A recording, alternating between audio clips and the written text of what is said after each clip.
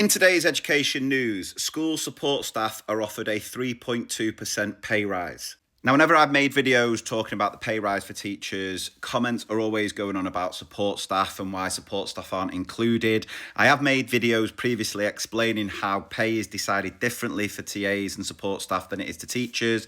Pay for council employed support staff is negotiated between local authorities rather than as a national employer like teachers. That is why it has been done differently over the past few years. However, I know the government are looking at trying to include TAs and support staff as national employers. I think that was part of their manifesto, which is something I would very much welcome, because I think if we can all be on the same page with it. Sometimes when I've made videos about pay rise for teachers, it gets quite you against us in the comments between teachers and TAs, and it shouldn't be like that, because we're all in the same boat. Teachers, TAs, support staff all deserve to be paid adequately for the incredible job that they do, and I've said numerous occasions that I would, as a teacher, not be able to do the job as well as I do without the incredible support staff. And I've always been a champion for TAs, support staff, all workers within education, because they all play a vital role in supporting the students in our care. It says in this article that the offer would mean that the pay of the lowest paid workers, those earning £23,656,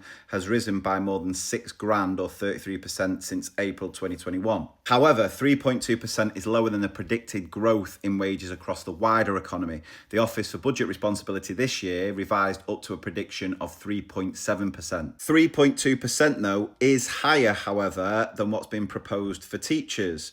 It's been said that a 2.8% pay rise would be appropriate for teachers for 25-26. This is the issue though, and this is what really worries me, that the government have said it expects an extra funding of 1.3 billion allocated last year to cover some of next year's pay rises, with the rest coming from efficiencies. So basically schools on already their very tight budget are having to then fund these pay increases for both teachers and support staff, which is worrying, because the government's own analysis states that schools will only be able to afford pay rises of about 1.3% from their existing headroom, with the rest of the cost having to be met by cuts. Just completely defeats the object and puts us in an even worse position, because what will end up happening is schools, teachers, TAs will be expected to do more with less, because those efficiencies will end up with people losing hours or even potentially losing their jobs, which is not what anyone wants, because we're already struggling. There's not enough people